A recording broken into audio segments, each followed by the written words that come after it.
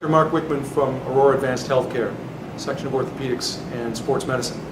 We're going to talk a little bit about defects of the knee, cartilage defects of the knee, and ways that we can reconstruct those defects or repair articular cartilage, which I refer to as surface cartilage of the knee. So here we have a model of the knee and an actual cadaver specimen of the knee. And what we're going to show is what that normal, pristine surface cartilage looks like on the inside of the knee. So this is a left knee right here. This is the end of the femur bone right here. And you can see that smooth, beautiful, glistening cartilage that we all wish that we had in our own knees. Shortly, I'm going to make a little defect that simulates a defect that a patient might have after injuring the knee in some type of sporting injury or other type of injury. And then I'll show you a couple different ways of repairing that. Here's a defect that we made on this is now the lateral femoral condyle. So here's a little defect that I made. Let's pretend he had a really good soccer game, scored a few goals, but this was the consequence. So we'll see how we can do to replace that. Now this is an area of the knee that we don't walk on. When we straighten the knee out right here, it leaves an area right here that we actually don't walk on. An area that's ideal for harvesting cartilage to transfer to the area that we actually bear weight, we actually load and walk on. So pain would then be alleviated if we can fill this area with healthy cartilage and some bone from an area up here. We're going to harvest the donor from a spot up here. We're down the right depth. We're going to try to get one fragment out of this. So we turn, and here we go. Here's the defect that we've created to fill the area on the weight-bearing surface. So I'll go ahead and create a recipient site that gets all the way around this site and then some in order to make sure that there are no areas that are not covered by this. So this is our donor. We're ready to fill the site that where the cartilage was bad, and we're going to try to approximate the same angle. We've marked it in all of our quadrants so that we know about our depth, so that we can make sure that we simulate, that we reproduce that surface cartilage as accurately as we possibly can. So you can see right here, we've now repaired that cartilage. It's nice and smooth, and it doesn't stick out, but it's not recessed either. That's just about how we want it. And now I will take what's left of the bone that we took out from this spot here, and we will fill that and backfill that into the defect that we created. So this is the standard Oates technique that you may have heard or read about, or we may have talked about in the office, in your particular case. So we've marked here the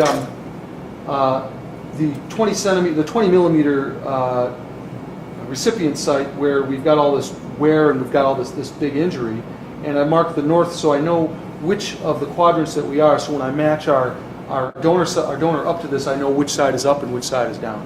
This is a fancy, extremely sophisticated device that's meant to hold our donor in place, perfectly in place, so that we can come down right on top of it and take out just the perfect specimen that will fit the defect that we're trying to fit. So now we've put the 20 millimeter reamer right on there. We can go ahead and take our donor. So you can see we've taken this core right out of the donor spot here, and we're about to prepare this so that it fits our recipient. Let's just tap this plug right out of here that we just harvested, and we'll fashion it to fit the defect that we have.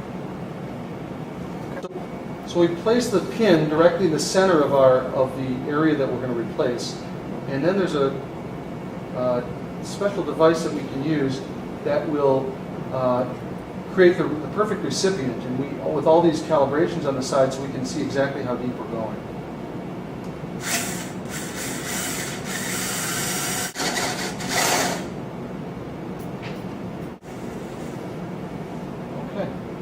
So we'll clean that up for the recipient to go in. We'll measure all the quadrants so we know we're going to have a good fit, and we'll go from there.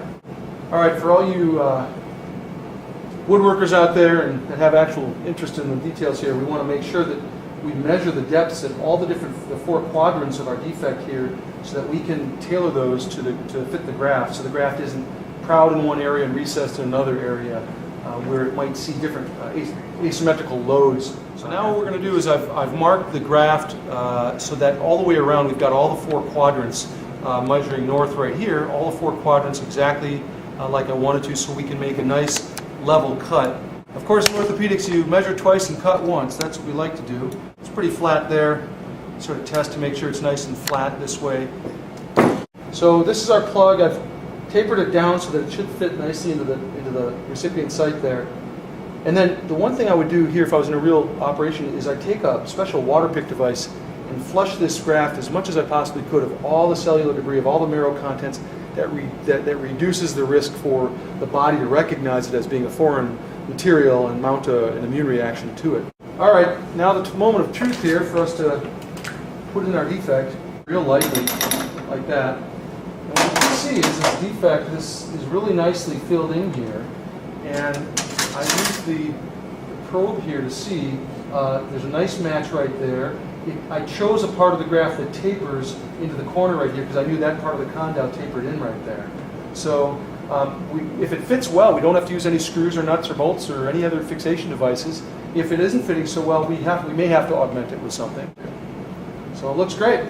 Now this part will bear the weight. Of course, when the person straightens out the knee, that's the part that bears the weight, and that's a major weight-bearing part of the surface. And we've now reconstructed that with the cadaver graft. So that is called an osteochondral, osteobone chondral cartilage allograft, which is cadaver graft. So now we're going to the arthroscopic procedure. I'm going to show you one more thing. This is the microfracture. If anybody picks up the sports page of your local newspaper, it's going to talk about the latest NBA player who's had a microfracture of the knee. It's a long word. I know not a lot of people understand what it is. So I'm going to show you what a microfracture is. And if we can zoom over onto the screen here, we can see the inside of this person's knee. This is raw bone surface right here that I'm demonstrating right there. And that should be smooth and glistening instead of all yellowish and hard looking like bone. And we're going to pretend like this is just a localized area, which is the type that you would treat with microfracture. You'd never treat an area this large and extensive with microfracture. This poor guy or gal needs a knee replacement, or at least a partial knee replacement. But if this were smaller, a smaller area like what I'm pointing out right here, and it was localized, in other words, it wasn't present all over the knee, then that would be a real good candidate for a microfracture. And so we're looking at the femur right here. Right down below there is the tibia surface. These are the two surfaces that rub against each other when a person walks. You can see on the screen what that looks like as I bend and extend this knee. So we're looking on the screen right now, and we'll take a little video of it. You'll see there's a lot of different ways of doing this with a mechanical punch, or this happens to be a nifty new device that actually drills just a set depth of 2 millimeters or so into the bone. So we can apply that to the bone surface like this, activate it, and it's going to go ahead and drill our first little microfracture hole you can see right there. Our next little microfracture hole, we want to be tangent to the surface. And so you can see we would fill this area up with small holes that would stimulate new growth of fibrocartilage, of scar type of cartilage from the bone marrow up onto the surface, filling our defect that we have. So now you saw all the different techniques that we have. We've got the microfracture, Oates technique, the allograft, osteochondral allograft.